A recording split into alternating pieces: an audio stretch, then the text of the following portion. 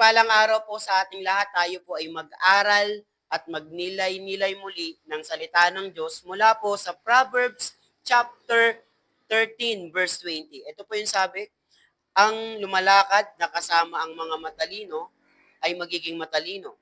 Ngunit ang kasama ng mga mangmang ay mapapahamak. Ito naman po yung sabi sa NIV translation. Whoever walk with wise and become wise, where a companion of fools suffer harm.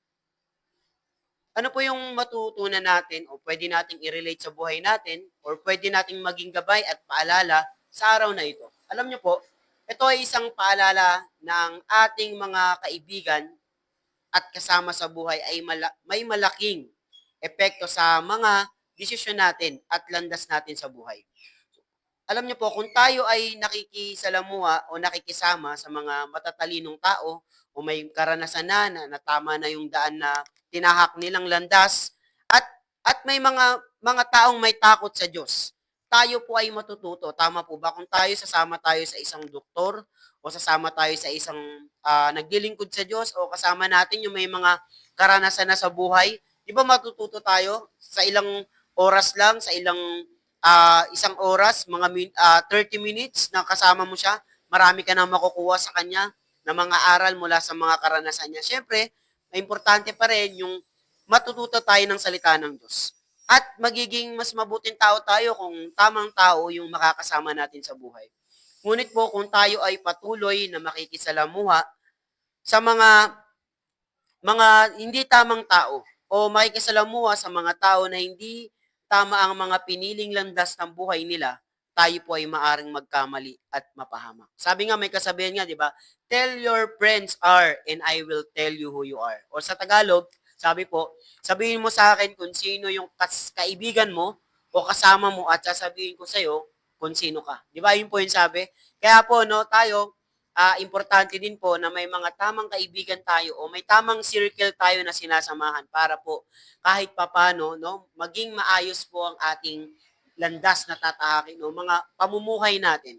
'Di ba kasi ano 'yun, is a matter of imparting one's life, no? Mini-mentoran ka, may nagme-mentor po sa iyo at may tao kang ipapasa din sa kanya, no? Ang tawag po doon ay discipleship. Tama po ba?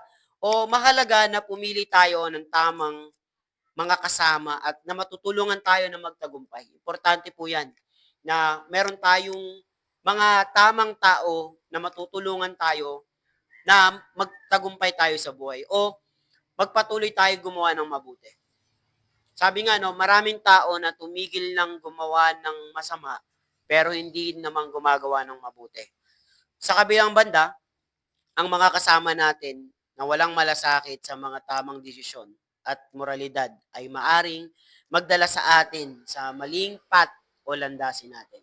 Ito po ay magandang paalala po sa atin. Sabi nga po, walk with the wise and become wise. Tanong ko lang po, sino po yung mga taong sinasamahan mo? Tanong ko lang po, pangalawang tanong, ano yung decision mo sa mga taong sinasamahan mo ngayon? O mga maling tao na sinasamahan mo?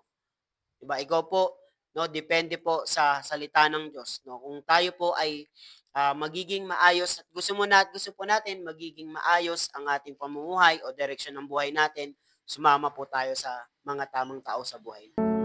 Tayo po ay mananalangin. Panginoon, bigyan mo po kami ng karunungan at kaalaman na ma-discern namin ang mga tamang tao o mga tao na pwedeng magdala sa amin sa maling landas o magbigay sa amin ng mga maling payo sa buhay namin upang maligaw lalo ng landas namin. Panginoon, sa mga nakikinig po ngayon dito sa channel na ito, dalangin po namin na bigyan mo po siya ng mga tamang tao. Tulungan mo po kami na magdesisyon ayon sa iyong salita. Mula sa aral na makapangyarihan mong salita, Panginoon, ang magkabay po sa amin.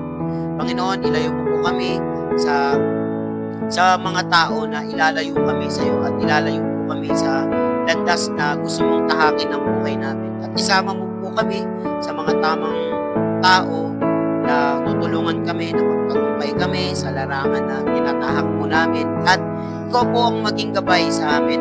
Ikaw po ang maggabay sa amin at sa aming pamilya, sa aming trabaho, sa eskwelahan, at sa aming negosyo. Ikaw po ang magbigay sa amin ng wisdom. Ikaw po ang magbigay sa amin ng karunungan, Panginoon. May mga tamang tao ka na alam ko, marami kang mga tamang tao na inilaan para po sa amin, Panginoon. At naniniwala po kami, lahat po, Panginoon, na nakikinig ngayon, Panginoon, ay binibigyan mo po sila ng wisdom, binibigyan mo po sila, Panginoon, ng paalala, binibigyan mo po sila ng gabay mula po sa iyong salita.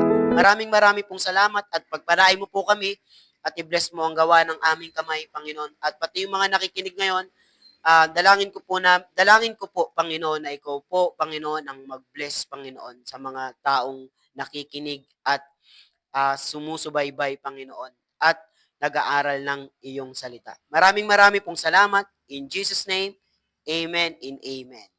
Magandang araw po ulit, no? Magandang paalala po sa atin ng salita ng Diyos. Pinagpalang araw po muli sa ating lahat. Lagi po natin tatandaan na mahal ka ng Diyos. Thank you and God bless.